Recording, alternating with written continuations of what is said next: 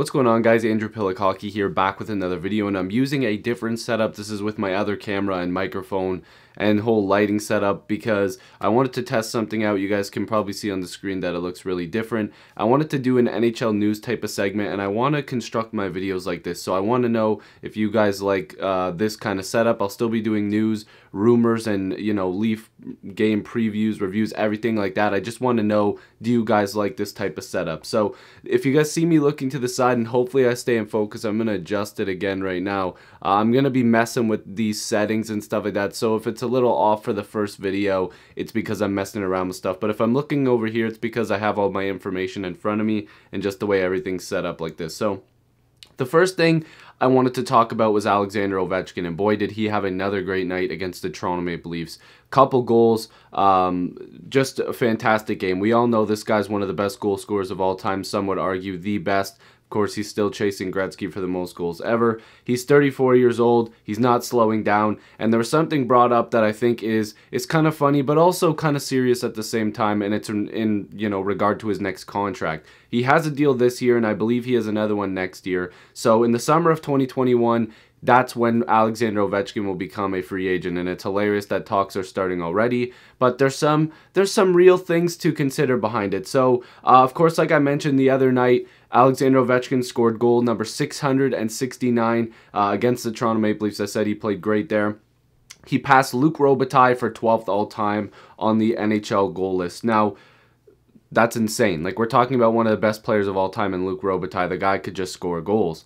But that contract is up in the summer of 2021. It was a $124 million deal. Of course, deals are way bigger nowadays, so you could just imagine what Ovi in his prime would get right now. Like, we're talking a stupid amount of money. Him and Sid the Kid would be getting the bag, as younger people say. I am 23, guys, but trust me, I don't use all this lingo that everybody uses. I can't believe I just said the bag in a video. But yeah, 2021, that contract expires, and he's previously hinted that if it's not the Capitals, he's only played for two teams in his life. Of course, the Capitals and Moscow Dynamo in Russia, of course, where he's from. So people are saying if he doesn't stay with the Washington Capitals, he could end up in Russia, which is something that I myself have also, kind of considered, because look at what Ovi's, threatened a little bit with the Olympics and stuff, like talking about, oh, I'll just go play in Russia so that way I can play in the Olympics and stuff like that. Like, Ovi's never been afraid to speak his mind, and that's not a bad thing. So there's been a lot of talk about whether or not that at the end of this contract, if he'll sign a deal with Washington or he'll finish, his hockey career in Russia, build his family there, because he is married now. He's got a kid, he's got a Stanley Cup. He's got a lot of stuff that, that he's wanted. He's gotten his big money, and I'm almost wondering if he retires or if, he plays in Russia. He ends up just playing there and finishing it out so that way he can live with his family there and, have everything that he needs all in one space. Now, Capitals general manager Brian McClellan said, he would love to have Ovechkin retire in DC, which is kind of what everybody would want if you're a hockey fan. He said, yeah, I mean, we obviously want Ovi to finish his career on a high and in Washington. He's been a huge part of the organization, a huge part of the whole market in our area. He's grown the game. He's grown the franchise, which nobody can doubt. Like, we're talking about a guy that's influenced so many people.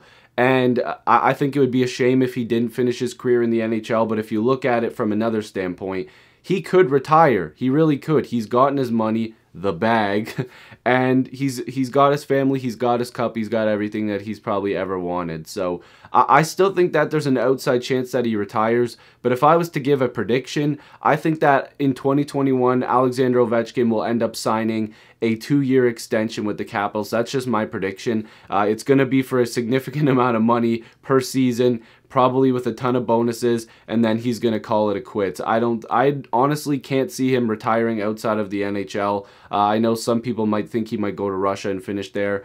It is a possibility, but I just can't see it. So we'll keep updating that as it goes on. Now, the next thing I want to talk about is Jesse Puljujarvi. He's with Karpat right now of SM Liga. Again, could be saying that incorrectly, but we've been following the Puljujarvi conversation quite a lot. Now, In 16 games played, he has 10 goals and 6 assists for 16 points. Now, I believe he does have 11 goals, so this site that I'm looking at might not be accurate. But, you know, Mark Spector released an article today, and that's why I wanted to talk about it. And when I say today, it's October 30th. He's talking about the fact that, listen, there's going to have to be a decision made pretty soon because, you know, a lot of people, according to the sources that he has in Finland and, maybe even Puljujarvi himself, have said that he has no problem spending the rest of the season in Finland. Now, this could be complicated because the Oilers right now, they're having a good start to their season. They might be, requesting that Puljujarvi come back. They might be trying to get a contract done, but he has made it clear that he would rather get a fresh start on another team. So there's a bunch of different ways to look at this. Will Puljujarvi finish the year in Finland? That's what I think is going to happen.